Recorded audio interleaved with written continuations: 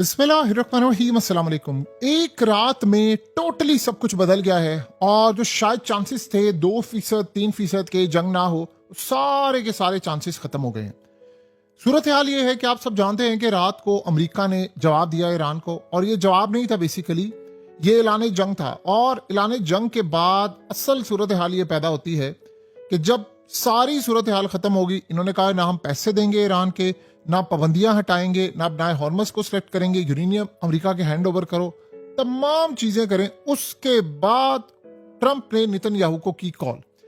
वो emergency meeting के अंदर था, वहां से उसको उठाया, उसको कॉल की, और कॉल करने के बाद ट्रंप ने ऐलान कर दिया ईरान के लिए। उसने कहा कि क्लॉक इज टिकिंग, और कहा कि आखिरी मौका है, बिल्कुल आखिरी मौका है, अब अमरीकी अवाम और हम लोग जवाब देंगे। और कहा कि अब ईरान के पास और उसकी अवाम के पास सिवाय डर के कुछ नहीं बचेगा।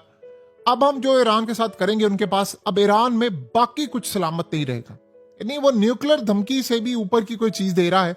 उसने कहा जी अब कुछ सलामत नहीं रहेगा। और आप ये देखिए, उसने ये मैप बनाकर जारी किया है कि चारों तरफ से ईरान को घेर लिया है, अब हम ईरान को कुचलने के लिए जा रहे हैं। तो बस अब सूरत हाल खतरनाक है। जैसे ही उसने ये कहा, आप ये देखें तेल की कीमतें जब मार्केट ओपन हुई है आसमान पर चली गई। यानी $111 बैरल पर क्रूड ऑयल गया, 107 से ट्रेड होता होता कहां से कहां निकल गया, फिर ऊपर जा रहा है, नीचे जा रहा है।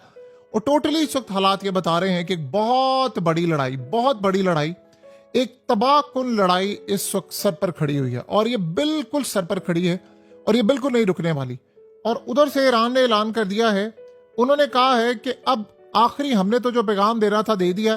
ट्रंप को कहा है कि पीछे हट जाए, वरना हम लोग सी ऑफ ओमान को इनका कब्रिस्तान अब बनाने के लिए जा रहे हैं। और इसके अलावा उन्होंने कहा कि अब देखना, हम तुम्हें और तुम्हारे शिप्स का यहां कब्रिस्तान बनाएंगे और वर्ल्ड पूरा देखेगा और पूरी दुनिया इबरत हासिल करेगी कि कभी जिंदगी के अंदर। उन्होंने कहा कि अब हमारा जो सबर है वो खत्म हो गया है, अब सिर्फ अमेरिका का कब्रिस्तान होगा।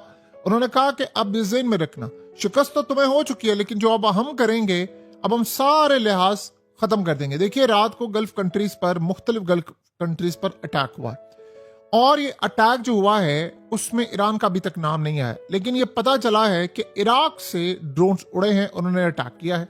लेकिन आप जरा ये मनाजिर देखिए, ये रात को यमन की जानिब से अमेरिका का ड्रोन भी मार गिराया है, और हेलफायर मिसाइल वो मारने वाला था उसको भी मार गिराया है।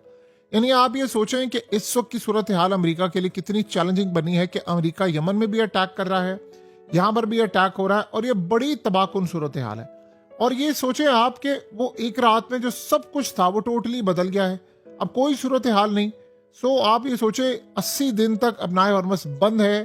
ट्रम्प कह रहा है क्लॉक इज टिकिंग, टाइम बिल्कुल खत्म हो गया है, और अब अटैक करने के लिए वो जा रहे हैं। और ये पूरी तरह एक तबाही की सूरत हाल है। पता ये चला है कि ईरान की वजह से अमरीकी अवाम ने तकरीबन